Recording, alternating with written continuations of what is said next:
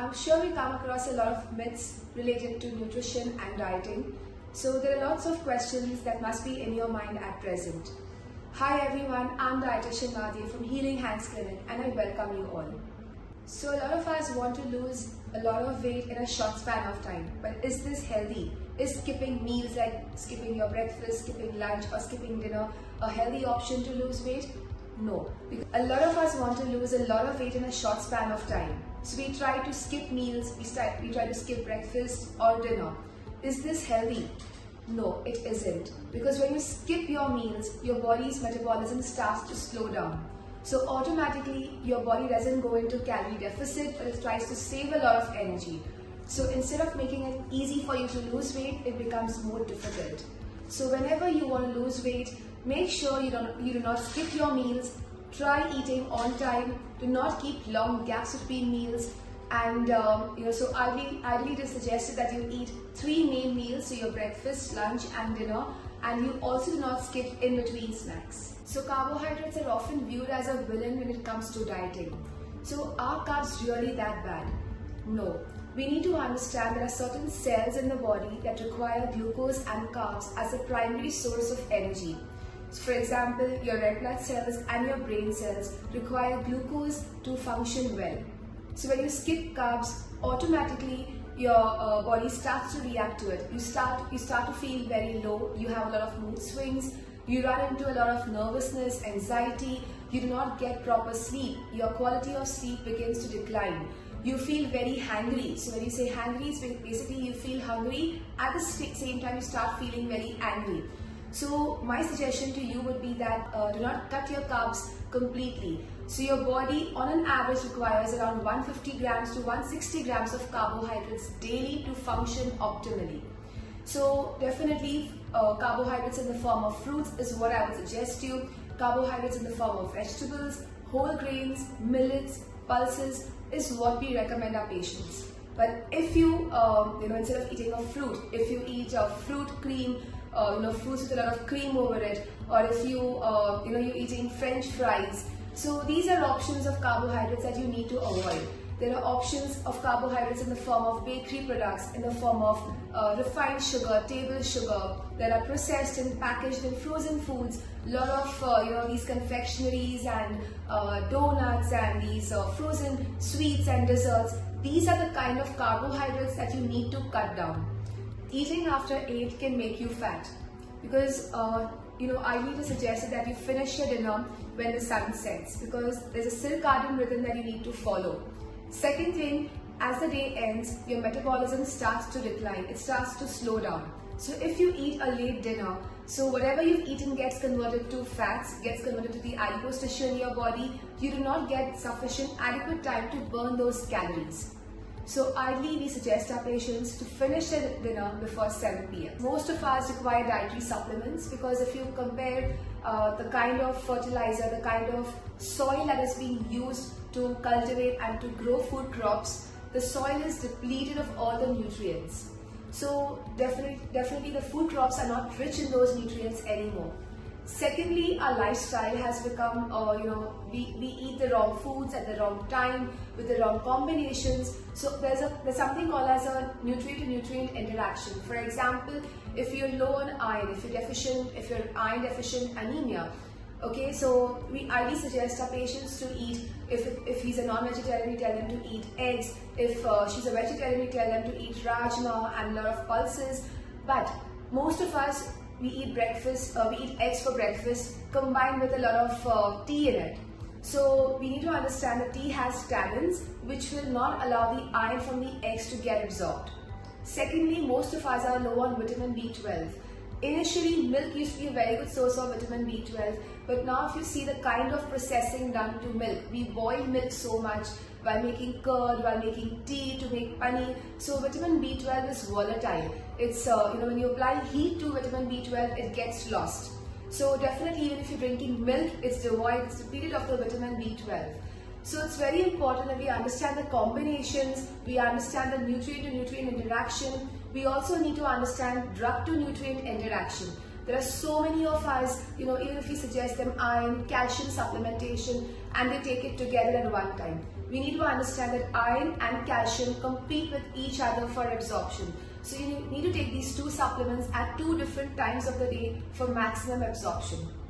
So it's highly suggested that even if you want to take a dietary supplement, you take it but under a proper medical professional supervision. So most of us want to lose a lot of weight in a short span of time. So we resort to crash diets, we resort to a lot of fat diets, a lot of VLCD or a low calorie diet. So let us understand what are VLCD diets, what are low calorie diets. So VLCD diets cover around 800 to 1000 calories. Low calorie diets cover around 1200 to 1400 calories, and there are lots of fat diets that we are all aware of. So is this healthy? We need to understand one thing, that if we are extremely obese or if we are overweight, there is still no need for you to follow these diets. So someone who's already eating 3000 calories, you should not be suggesting these patients 800 or 1000 calories to see a sudden weight loss, because this can come with a lot of repercussions. So we always tell our patients to decrease the calorie intake slowly and gradually. So you start with subtracting 500 calories, then you move on to 1000 calories.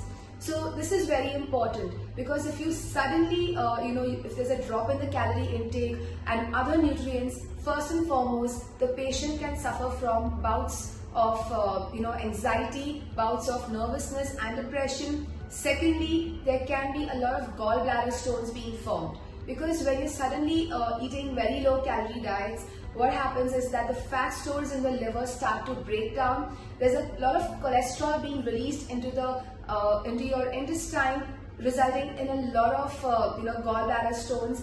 At the same time, when you're eating a very low calorie diet, your muscles in the body start to break down. So we all know that our muscles contain a lot of urine. So there's a lot of increase in the blood uric acid. So there is hyperuricemia that is seen.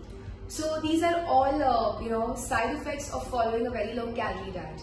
So my suggestion to you would be that if you have a medical condition for which you have to lose weight initially, so try talking to a medical professional, see what can be done. But if you're trying it on your own, make sure that you start to slowly and gradually lose weight, and you're able to also keep this weight off, because lots of patients, for 1-2 months they lose 10 kilos, they lose 15 kilos, but they gain the same amount of weight, or maybe they're gaining double the amount of weight that they have lost. This is called as yo-yo cycling. So this can cause more trouble. It can definitely, you will lose a lot of confidence, you start feeling guilty, you start feeling a lot of shame, and with regards to the food, with regards to your body image. So make sure that when you want to lose weight, you lose not more than 2-3 kilos in a month, and you're also able to keep it off. So ideally, most of the people, they feel that if they drink slimming or herbal teas, if they take fat burners, if they take weight loss supplements, it will help them in weight loss. We need to understand one thing, that these are not FDA regulated in the first place. Second thing, even if these supplements and these teas and drinks have been tested, they have been tested on a very small population. So maybe just 40 or 45 people have been included in the study, and the study was done for a very short period of time. So definitely, if a study is done for a very short period of time, it overlooks the long-term side effects. So this is one thing, this is one reason you should not be including them in your diet. If you talk about fat burners and weight loss supplements, they come with a lot of compounds that can cause liver damage, that can cause cirrhosis, and lots of these can also cause cardiac arrhythmias, wherein you have irregular heartbeats. It can increase your blood pressure, it can cause stroke, it can cause heart attacks. So these are some things that you will have to stay away from. Second thing, these supplements, the weight loss drinks and the slimming teas, they come with a lot of diuretics. Okay, so what do these diuretics do? They cause a lot of fluid and electrolyte imbalance in your body. So we need to understand, if there's a lot of imbalance of fluids and electrolytes, it can affect your heart. So you can land up having heart attacks, you can land up having a high blood pressure, you can have cardiac arrhythmias. At the same time, these diuretics will cause a lot of diarrhea. So you start having hair thinning, you'll have a lot of nutritional deficiencies. You will feel all the time, you'll have a lot of muscle cramps because of the potassium and sodium deficiencies. At the same time, it can cause a lot of irritability because your nutrients are not being absorbed, they're not being digested. So it affects your brain health along with a lot more side effects. So make sure if you want to lose weight, you have to resort to something that is consistent, something that you can follow throughout your lifetime, and something that comes with zero side effects. So most of us feel that if we lose weight or if we fall in a certain BMI category, that makes us healthy. No, this is not true. Because many researchers have compared, if you compare the Indian population with a non-Indian population, so a non-Indian man may have a BMI of 29, but he may be far more healthier than an Indian who has a BMI of 22. So why is it so? Because it's very important that we calculate the muscle mass. So even if I may be following in a BMI category of 29 and 30 and above, but I have a good muscle mass, that makes me healthy. Or if I fall into a BMI category of 21, 22, but I have a high body fat percentage, that still makes me unhealthy.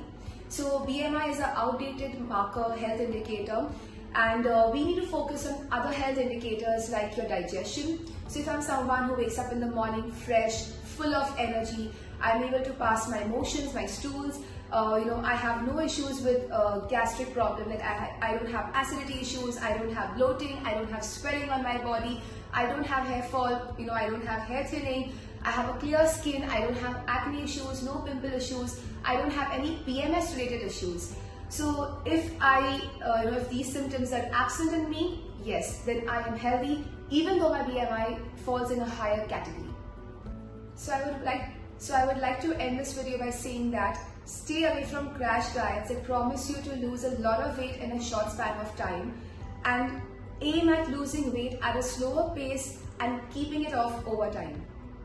So this was all about dieting myths and facts. Hope you liked the video. If you still have any questions for us, do write in the comment section below. I'll see you next time with something more interesting. Till then, take care. Bye-bye.